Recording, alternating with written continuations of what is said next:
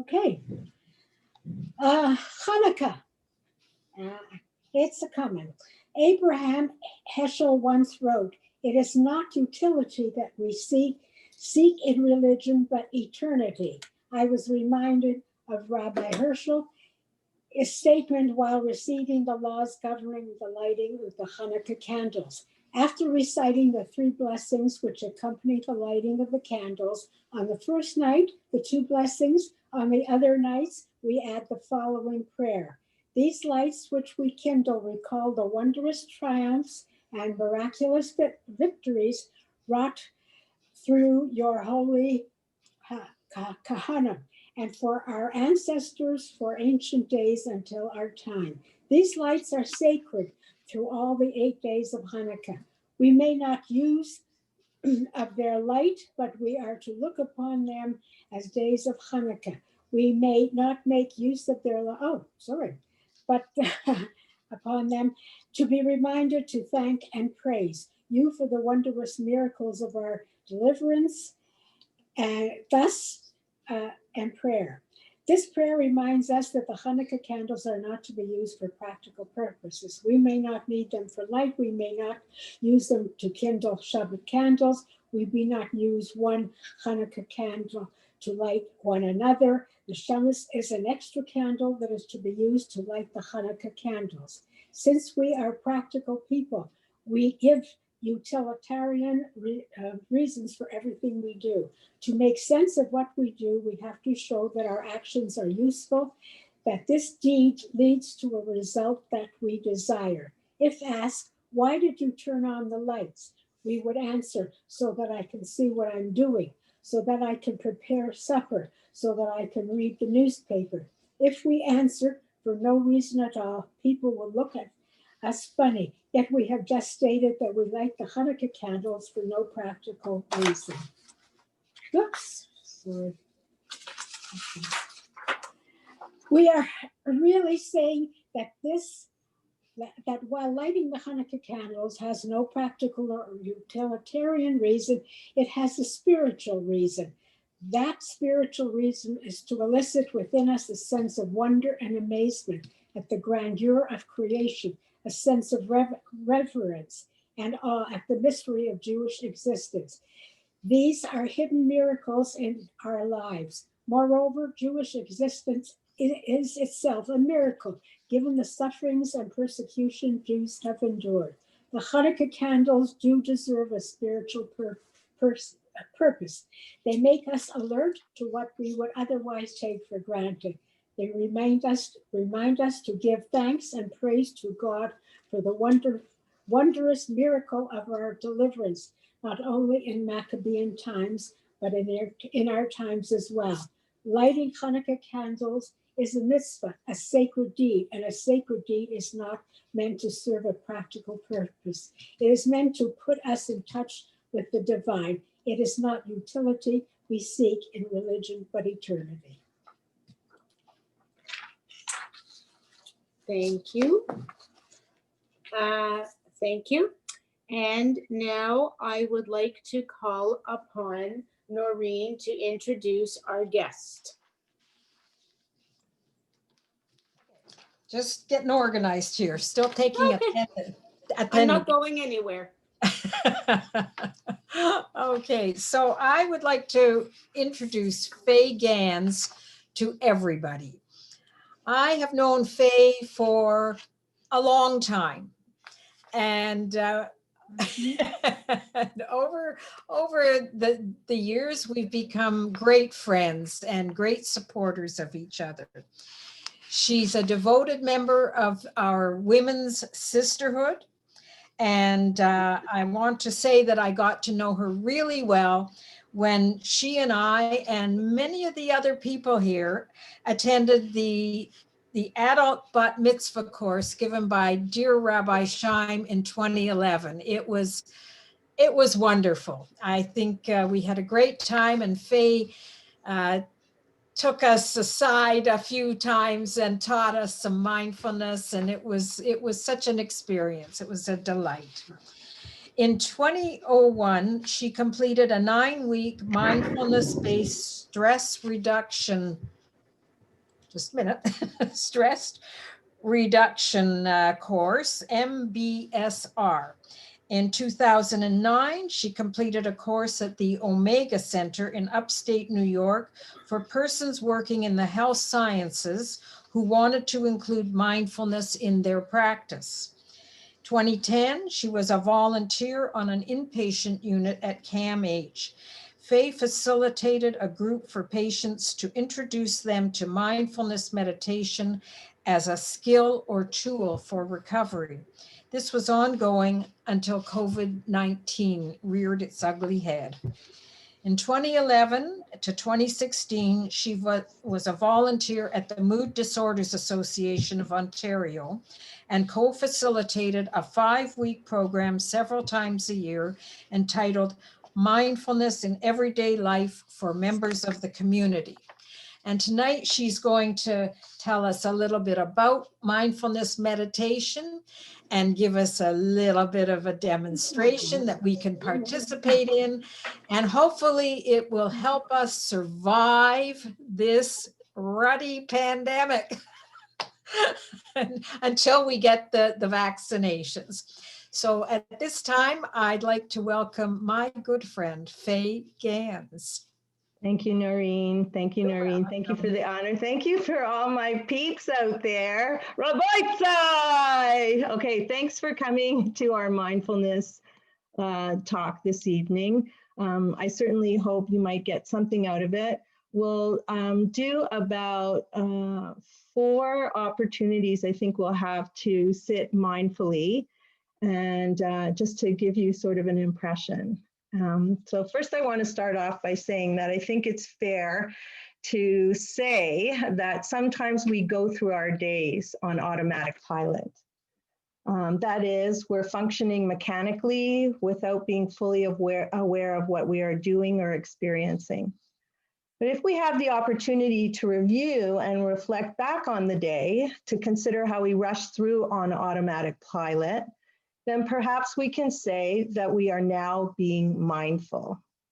So if we accept that we are not always one way or the other in our life, but rather a combination of choices, we can set aside the judging mind and cultivate self-acceptance. And I think that's a good place to start when we talk about mindfulness.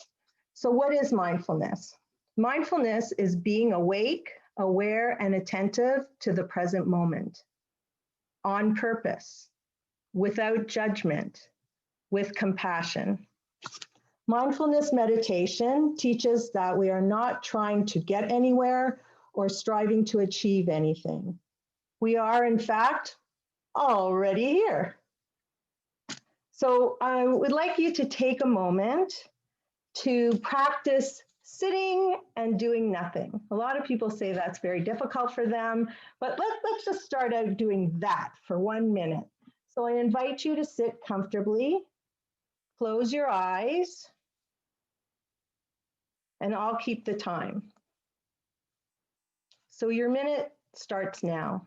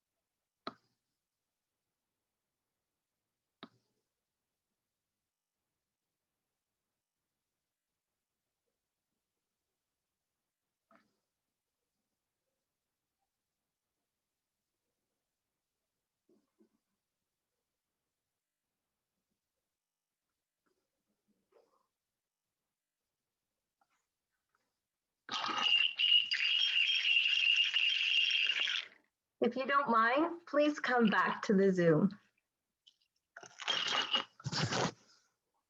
Okay, I purposely didn't guide you through this meditation. I never had the nerve to do that to the girls from the Bat Mitzvah class, but I wanted you to be able to sit and sort of experience on your own without my interference, what it was like to sit quietly without doing for 1 minute. And if you'd like to put comments on what you experienced in the chat, we can go over them at the end of the presentation together. So I'm just going to move on. Some newcomers to mindfulness meditation often describe experiencing sensations like feeling tired or feeling soreness or aches or pains or itchiness even. A lot of people talk about having the experience of feelings, which can be anything from sadness, anxiety, anger, frustration, peace, and gratitude.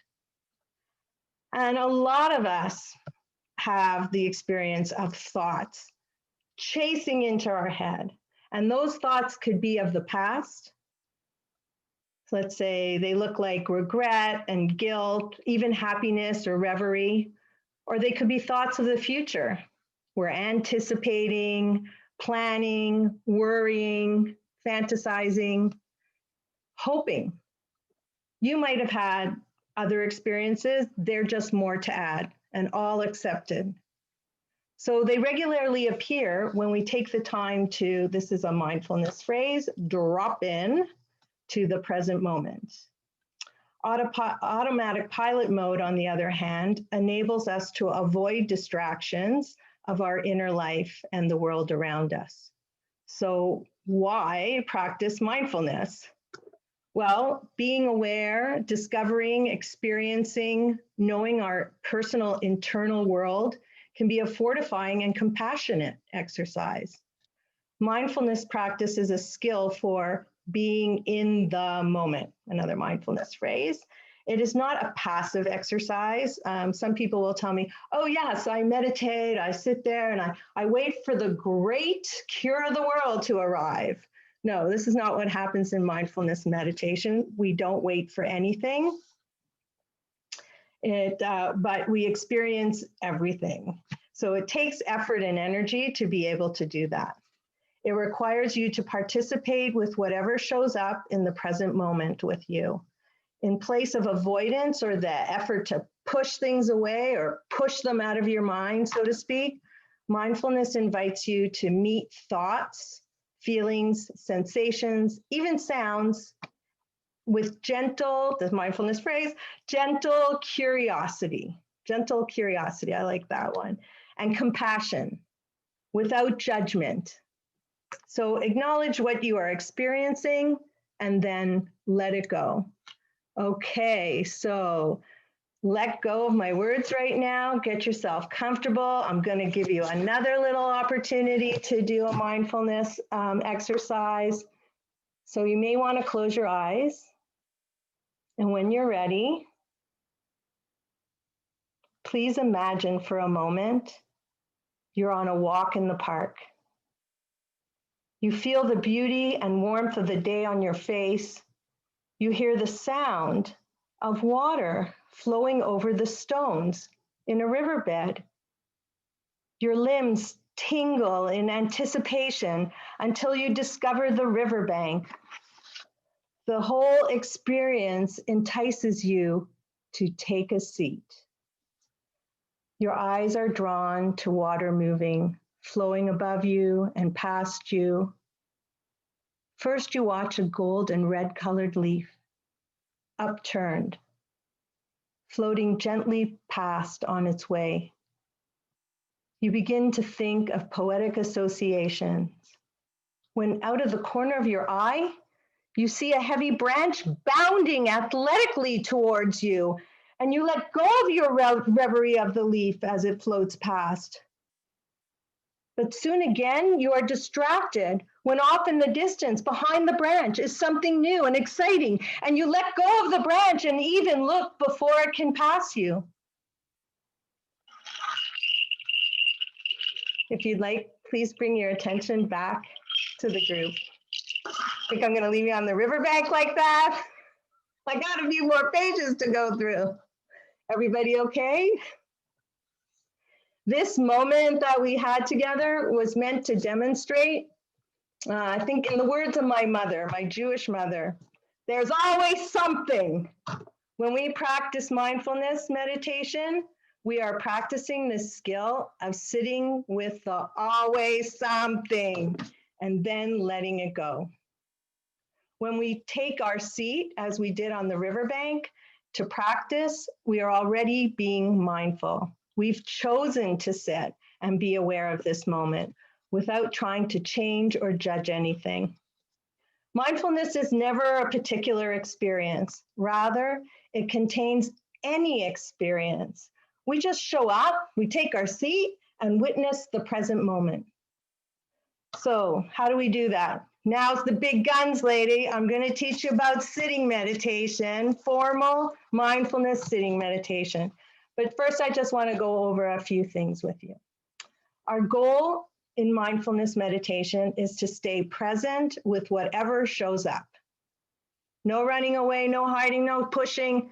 Just, oh, something shows up, and I'm going to let it go once I acknowledge it. The past is the past. It shows up, you can't change it. So let it go. Decide ahead of time something from the past is beckoning you, just let it go. There's nothing you can do with it. Planning, worrying, anticipating about the future is of no benefit. The future isn't here yet. So where are we? We're right here, right now. So we'll let go of the thoughts of the future and the past, and we'll just stay with the present tense. And all we have is this present moment, and we're alive in this present moment. And if we're breathing, we're alive in this present moment. So we're going to use our breath as the tool to help us anchor into the present moment. Inhaling, exhaling. That's going to be our tool. So let's get ready to meditate. Maybe 5 minutes, okay? So I'll ask you to sit in a dignified way. Now, I don't know what your dignified looks like, and I'm not going to check every little Zoom picture here. So I'm going to suggest dignified will be sitting in an upright manner, using the back of your chair to support you. If you can have your feet flat on the ground, do it. You'll have the floor supporting you from underneath. If you can't, no big deal, but try not to cross your legs. Okay. You can have your eyes open or your eyes closed. And if you're keeping your eyes open, just let them go soft, staring at a spot on, not even staring, but looking at a spot on the floor or at the wall ahead. Try to see if you can keep your chin parallel to the floor, and that will help to maintain your dignified position. Your hands can either be folded in your lap or on your thighs. So now we can say that we've taken our seat. And before we start our meditation, I invite you to take some beautiful deep breaths and just, search out for any of those hot spots in your body that might be sore or tender.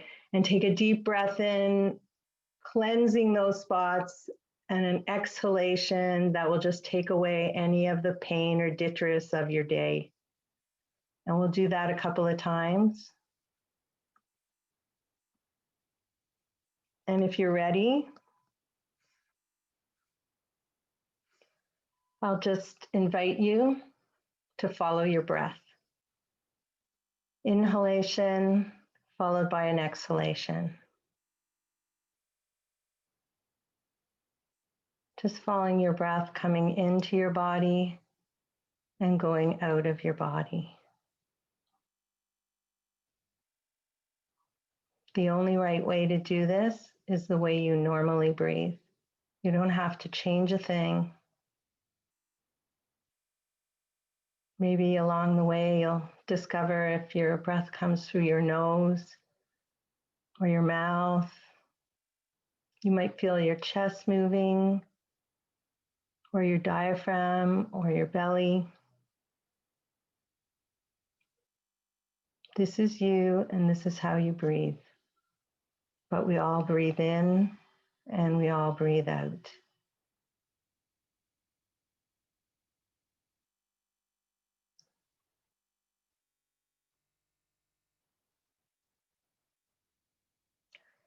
And if your attention starts to wander away from your breath, it's carried away by thought or sensation or feeling, just take that curious look of what's going on. Maybe you even want to say, how interesting, or thinking.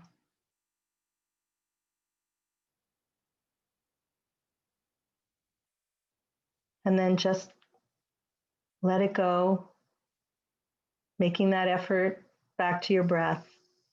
And then follow again, come back to following again your inhalation and an exhalation.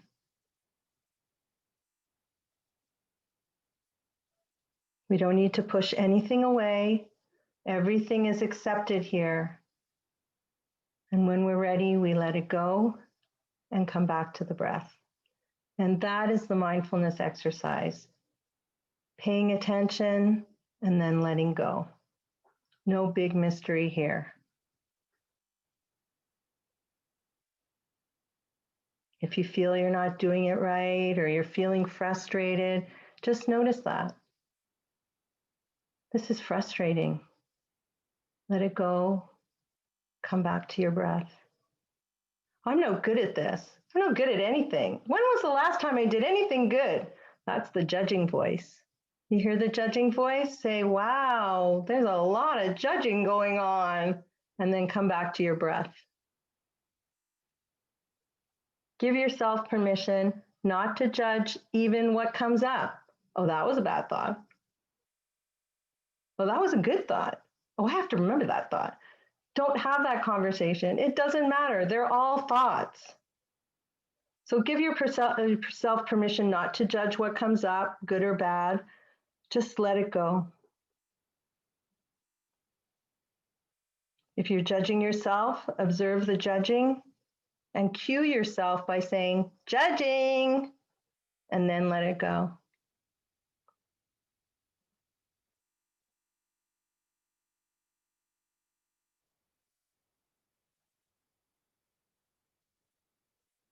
If you're getting stuck on the let it go part, just cue yourself back to the river, watching the flotsam and the jetsam.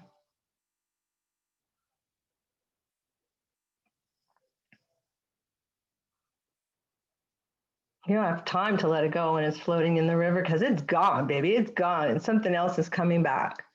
So don't be frustrated or be frustrated. Know what frustration feels like.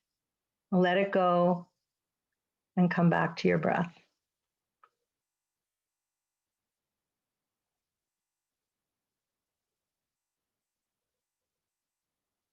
Breathing in and breathing out. Like a raft moving in and out at the shoreline. Or maybe you're on the raft and you can feel that pull of the water to the shore and then back out into the middle of the river or the lake or wherever you are. Just breathing in and breathing out.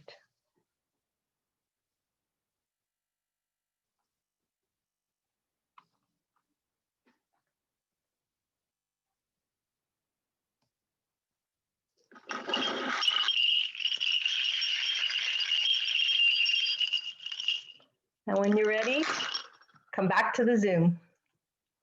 Zoom, baby, Zoom.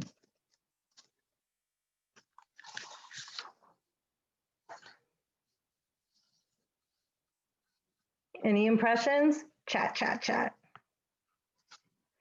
Okay, so when do we do this? When do we practice mindfulness? Well, what we just practiced is called a formal sitting mindfulness meditation.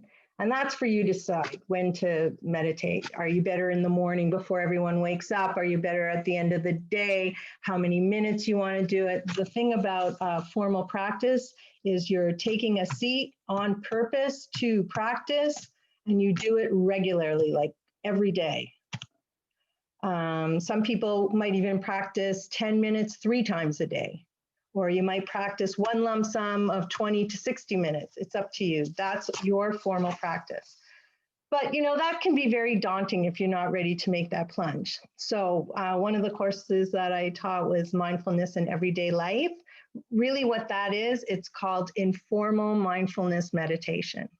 And why is it informal? And it's like so fun because you can do it all the time. You're not obligated. Your teacher's not looking over your shoulder. You can't beat yourself up.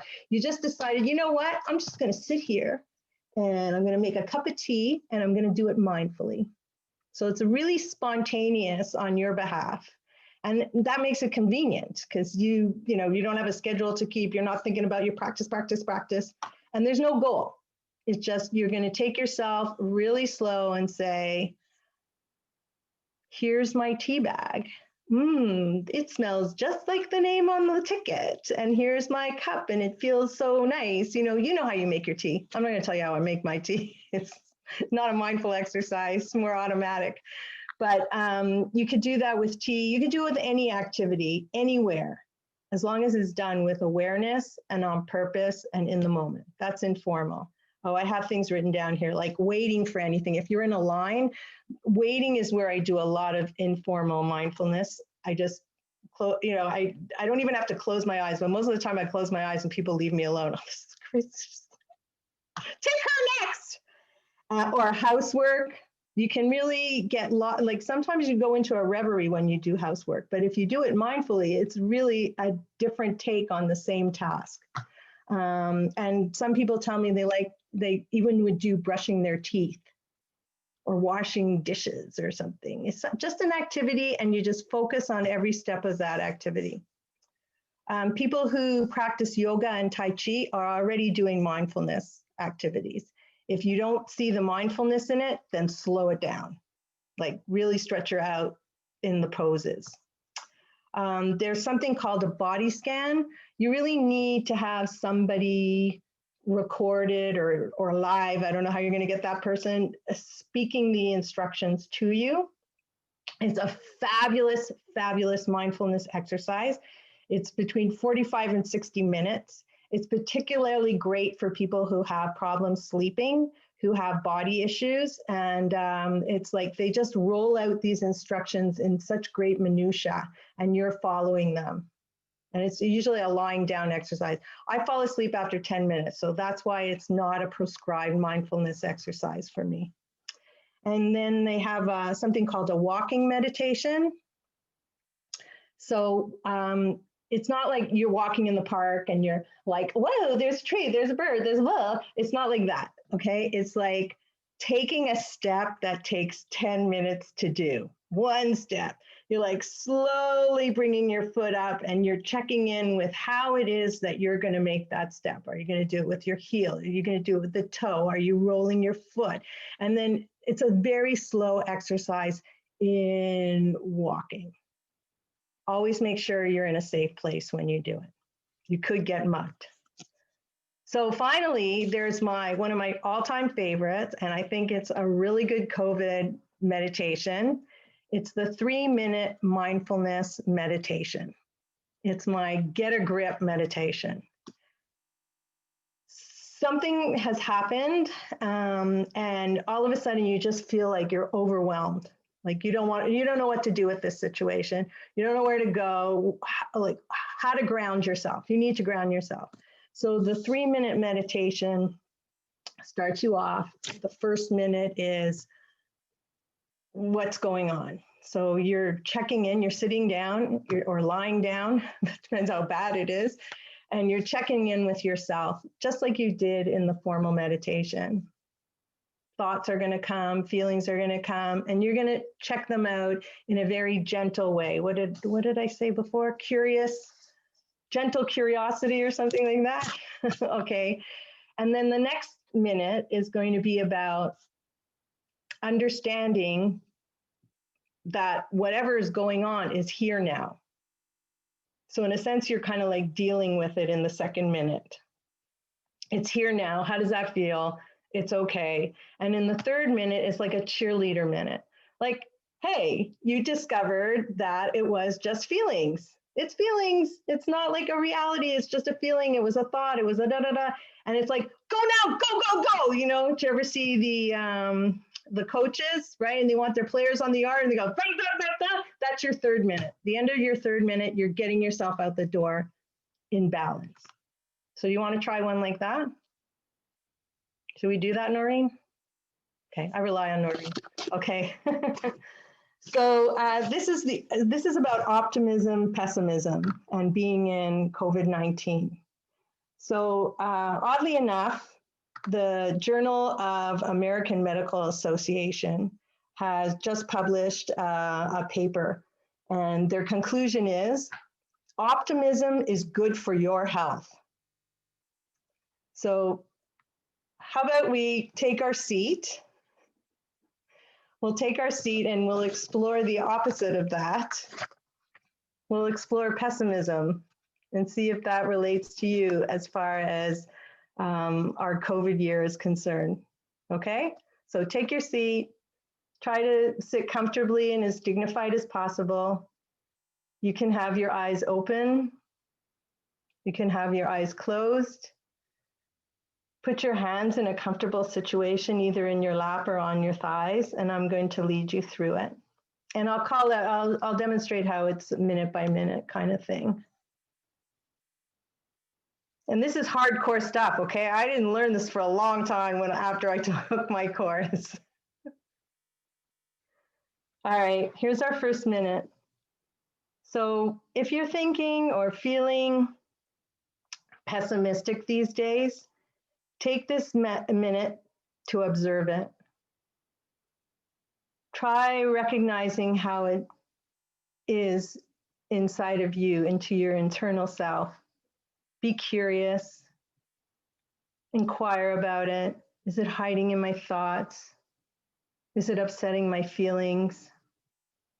Does it exist here at all anyways? Is this pertinent to me? What's your experience right now? What are the thoughts, the sensation, the feelings that you have? And don't even think or analyze it.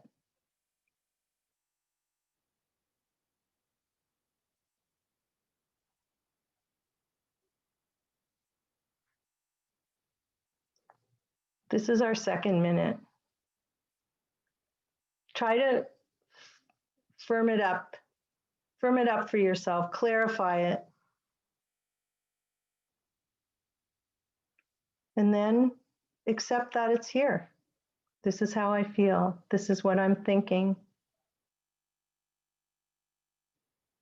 These are the sensations that are associated with it. This is my truth, basically. And you know, it's really significant that you know that you yourself are not pessimistic.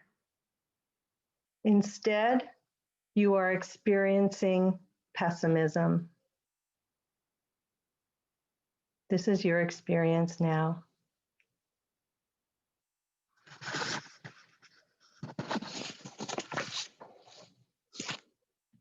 And now we're going to start our third minute. It's simply feelings. It's simply thoughts. It's a sensation associated with your feelings and thoughts. Each moment is new and you're breathing. So why don't we just continue to follow our breath, make room for whatever comes up, and hold on to how all these things aren't us, but are a part of us, and we can let them go and take a breath.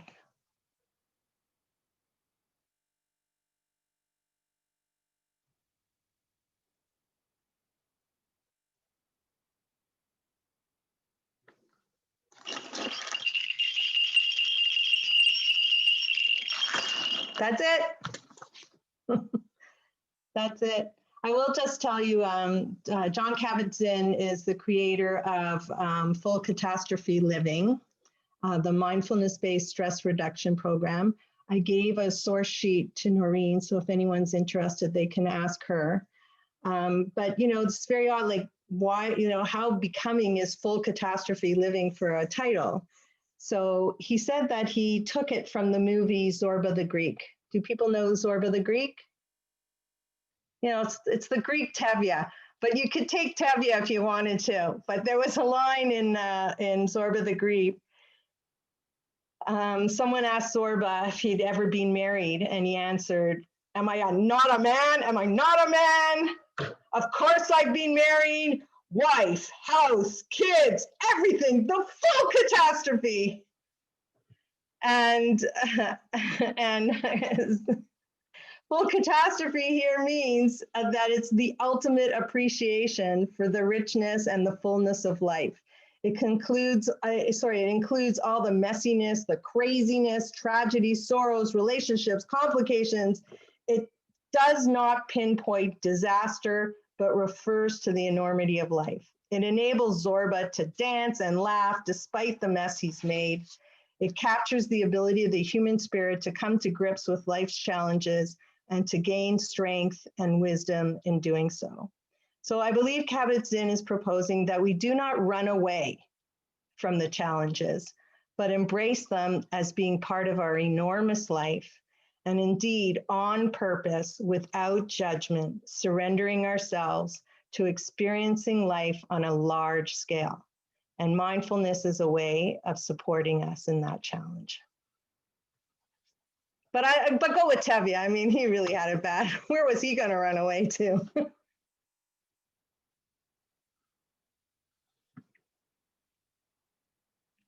Okay, so should we go to the chat?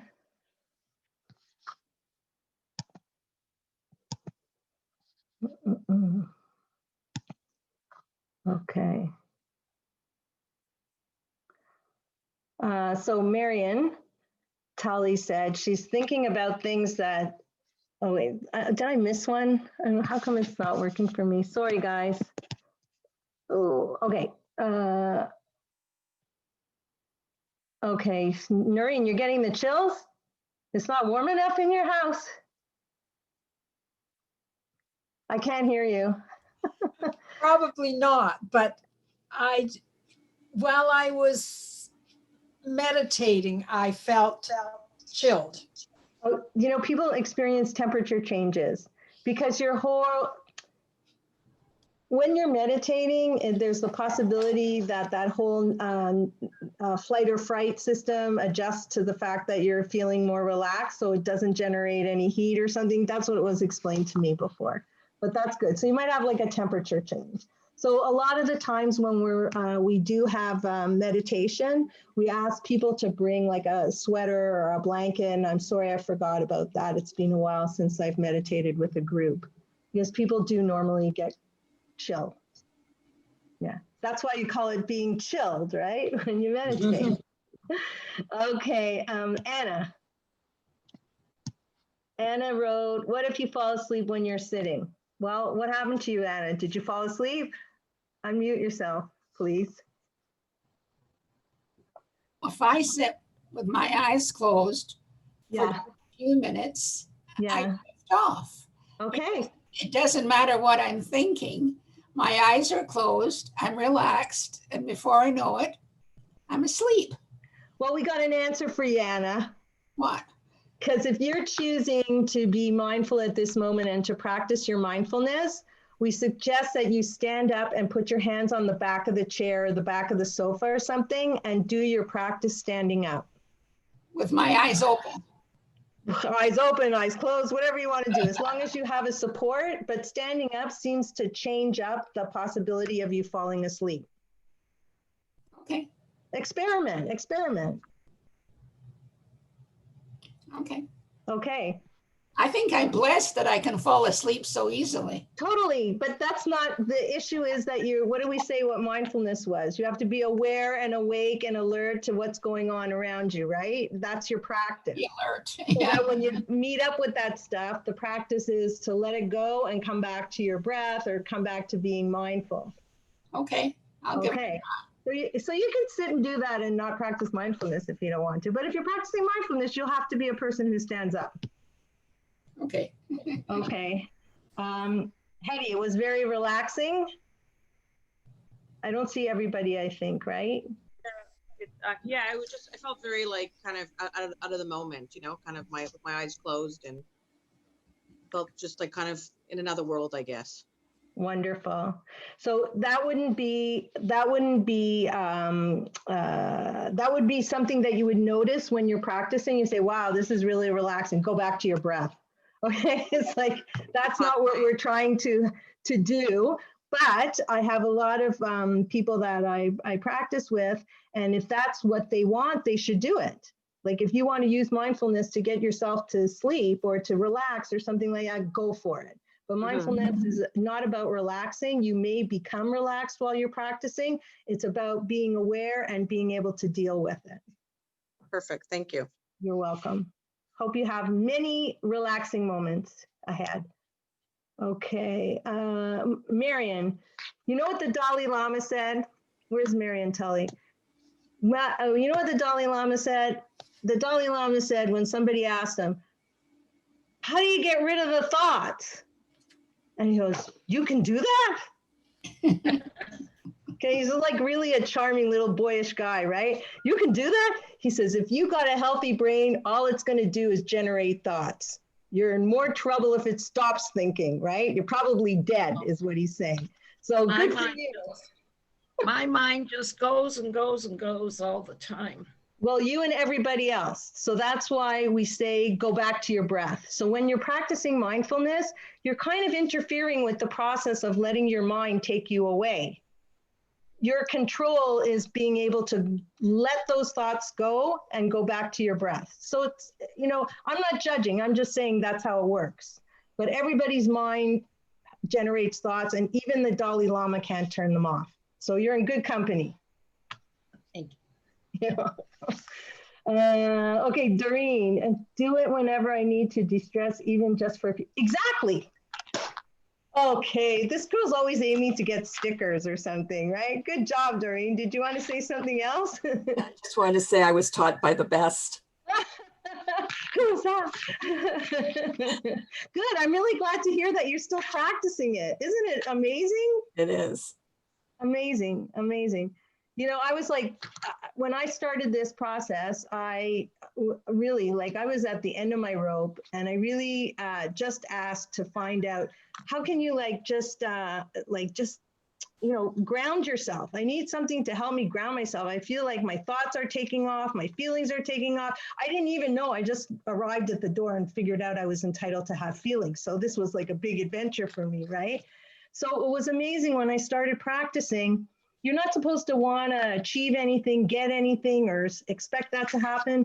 But I actually started to have an amazing sense of self-confidence because I learned how to just let it go. You know, in my household, nobody lets go of anything. So to let go was like a totally novel concept. So I'm glad that you're able to use it for that. Thank you. Yeah, thank you very much for sharing that. Okay, Lee. Yes, Lee. I have very many people who tell me this is exactly what helps them to fall asleep. You can't hear me? I can't hear her.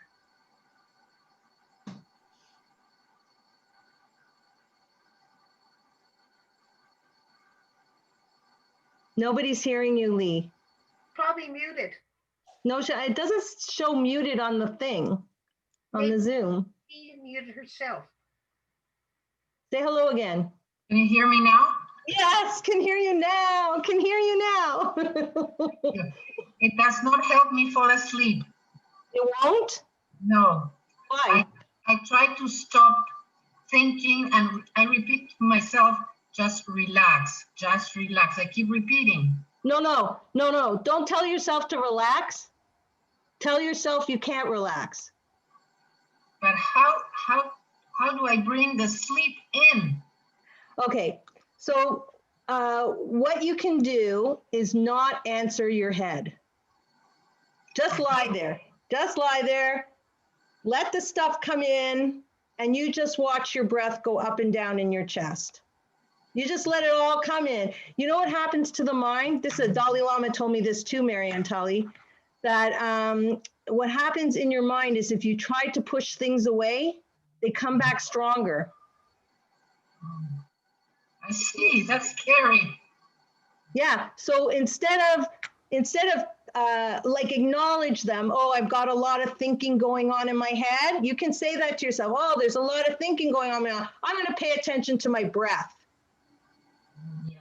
Don't even tell the thoughts you're not paying attention to them. Just, just let it go and then say, okay, I'm just going to pay attention to my breath. If you have to say it 100 times, you'll be training your brain that you're not going to pay attention to those thoughts. You're just going to pay attention to your breath. And eventually you'll fall asleep. Okay, thank you. You can only try, right? Faye, Yeah. I'll keep trying. Yeah. Thank you. Faye, Who's talking to me? Faye, there's a series, can you hear me? Esther. Me, Esther Bortnick. Yeah. There's a series, hi, how are you? There's a series, JKZ Series 1, and they can download it. And Can it's you put got it in the like chat? body scan and all sorts of Oh, practices. fantastic. Could you put I it in did, the but it chat? came out wrong. What? Yeah, I'll do it again. And if they Okay. download it, it'll help them. Yeah. You know what I mean? Themselves, they can go through it just like you let us. They can read Absolutely. themselves and they'll fall asleep for Absolutely. sure. That's another resource. So if you can put that in the chat, that's great. Okay. I will. It Thank came you. out wrong. Okay. Yeah. Okay, no problem. Okay, so I just spoke to Lee and I wish her the best of luck. Hetty, oh, thank you. I'm glad that you enjoyed it, Hetty. All the best. I wish I could wear, I want to look at, oh, there, she's there. Okay, we spoke before. Sharon, I didn't want to leave the riverbank. Tucker? I just love just lying there and just watching everything. In fact, sometimes I even went into the river, Yeah. and when the branches came, I ducked.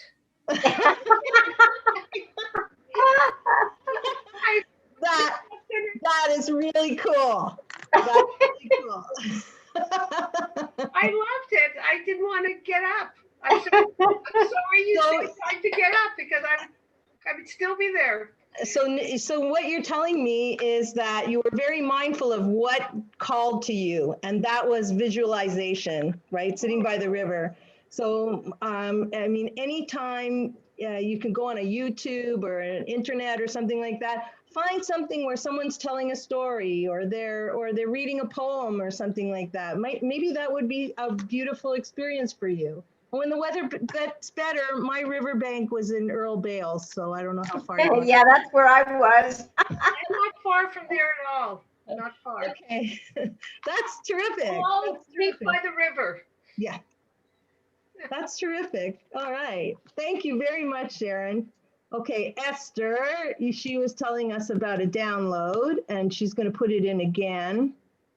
Did you have a good time here, Esther? Yes. Okay, cool. Yes. Thank you. All right, so Beth David, is that you, Ellen, or Ruth? Even 3 minutes a day can change your whole day for the better. Oh yeah, for sure. I have a reference on the sheet to Dr. Norman Doidge. He's from Toronto. He's our own boy. He's a psychiatrist, a psychologist, and a neuroscientist at U of T. And he wrote a book called The Brain That Changes Itself. It's phenomenal. He works in the field of neuroplasticity. And there's a great deal of reference being made to how, you know, like Einstein's thing is insanity is doing the same thing and expecting a different result. Did you ever hear that? Insanity is doing the same thing and expecting a different result, right? Well, it's not going to happen, okay? So Norman Doidge says that if we keep responding to things in the same way, and let's say that way is autopilot or rumination or just hanging on to a lot of junk, we created a roadway in our head, and every time something triggers or something happens, we go down the same roadway until eventually it leads to very deep depressions. So his theory on neuroplasticity is if you learn something new, like mindfulness, and even do 3 minutes of mindfulness a day, you can start chiseling out a new highway in your brain. And when the brain has an alternative place to go, the challenge of all that negativity is no longer there. It can't hold you down like a rock. So if you want to start out 3 minutes a day, sitting down and trying the mindfulness, trying your breathing, you might want to sit longer. Or you might want to just stick with the 3-minute meditation. Or you might do the yoga or the Tai Chi and be in that place. But you're training your brain to say, you know, I don't have to go down that road. I already know that it stinks and it doesn't work and I keep doing it and that's crazy. So thank you very much for pointing that out, Ellen. I really appreciate it. We're doing these things to help ourselves, right? Okay, Karen, love the incorporation of mindfulness into regular daily activities. I know it's the best, right? So even if you take what Ellen says about 3 minutes and you put it into something that you do, you're doing it anyways, but just be aware of the fact that you're doing it. You're going to start, you know, chain ganging that roadway in your head. From Rhoda, Faye, I try to be in the moment as much as possible. Whoa. Sorry, what did I do here? Okay. Sorry about that, Rhoda. I try to be in the moment as much as possible. Did yoga for 40 years. When life gives me lemons, I try to make lemonade and do not let life defeat me. All right, you're a champion, Rhoda. Thank you for sharing that with us in the chat. That's brilliant. All right, Lori, thank you so much, Faye. Okay, you need to do the standing up. I know, you fall asleep in a basketball game. Hi, my friend, hi, my friend. At a championship game, you'd fall asleep. Okay, no. All right, we'll see next time around after COVID. Okay, so you have Esther's download. Okay, that's it. I think I have, that's it. Did anyone else want to say anything?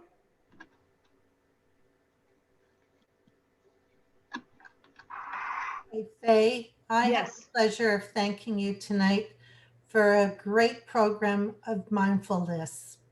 This brought back great memories of when we were doing our bat mitzvah class, and after the program was over, we had a few weeks of doing mindfulness.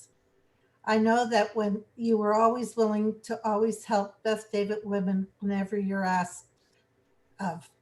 Thank you again for a great program. We really appreciate it. Oh, thanks, Tina. Thanks, Tina. So everybody had a good time?